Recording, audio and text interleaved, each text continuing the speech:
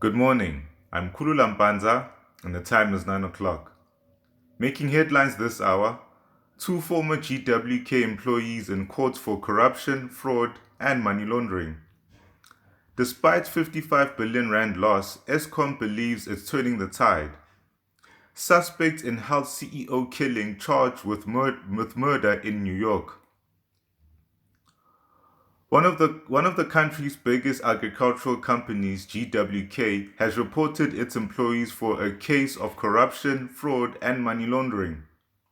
GWK operates in 5 provinces in the country, turning over millions in profits from operations in other areas of food supply such as food processing, logistics, and fuel stations. Employees of the company are accused of soliciting almost R1 million. The 3 suspects that were arrested appeared at the Preska Magistrates Court in Northern Cape on Thursday. Eskom says while it's not proud of the qualified audits and financial statements it's presented for the 2023-2024 financial year, it's well on its way of turning the tide. The losses suffered in the past financial year were more than double that of the previous year. But the 9 months of the current financial year, Eskom said that a massive shift in the balance sheet was already on the horizon for 2025. From a 55 billion rand loss, Eskom is projecting profit of 10 billion by the end of March. The man accused of gunning down a US insurance executive in Manhattan, a killing that tapped a widespread anger with the American healthcare system, appeared in a New York court Thursday to face federal charges including murder.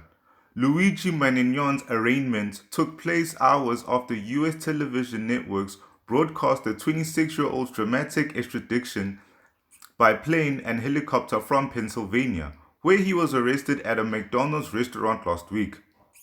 Thompson's murder brought to the surface deep public frustration with the dysfunction and ills of the lucrative US commercial healthcare system, with many social media users lionizing Magnon.